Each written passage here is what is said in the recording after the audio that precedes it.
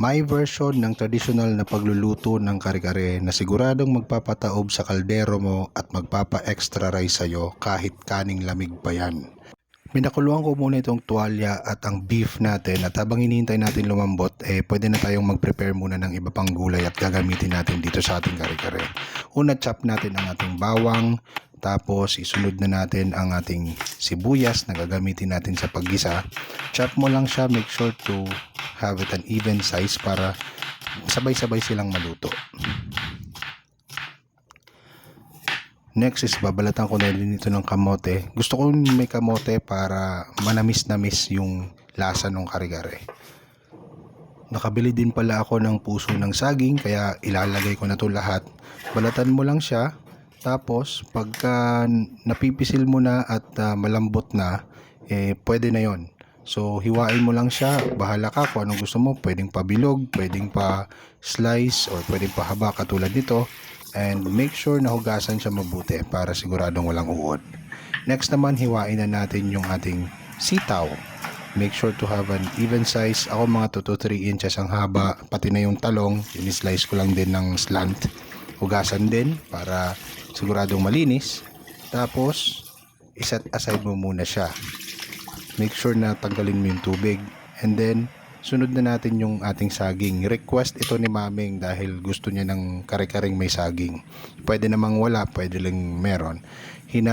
Medium size na saging to large size na saging.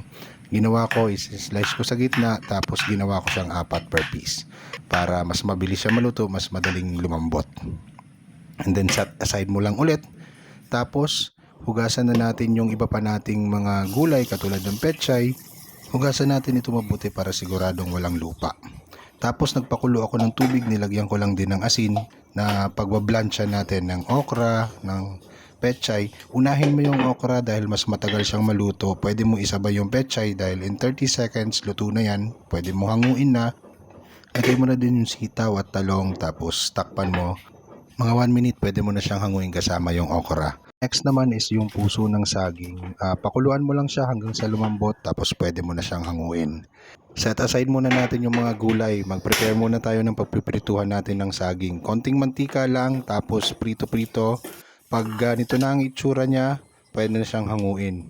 Isama mo na rin prituhin yung kamote pero mamaya lulutuin pa natin yan para lumambot talaga.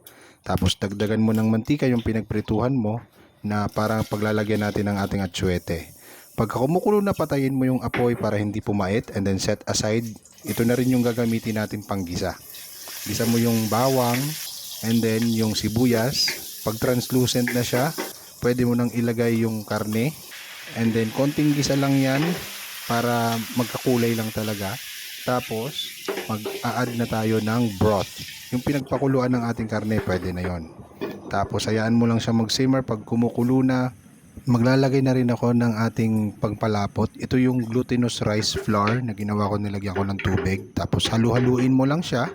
And then ilagay na rin natin yung ating kamote para lumambot siya talaga at maging manamis-namis yung sarsa. Pagka ganyan, malapot na, ox na yan, pero konting luto pa at lalagyan natin ito ng mani. Gusto ko yung may crunch na nakakagat kaysa yung peanut butter kasi masyadong tumatamis yung kare-kare. And then paminta at konting patis na rin para medyo magkalasa. Sabi nga nila ang kare-kare is matabang lang talaga siya, bagoong ang nagdadala sa kanya. At pagka ganito na, takpan mo lang muna, hayaan mo siyang mag-simmer, tikman mo kung okay na sa iyo ang lasa na yan at kapag okay na sa iyo ang lasa, iplato na yan at Maming, halika na, banatan na natin ang kare-kare mong may saging at kamote.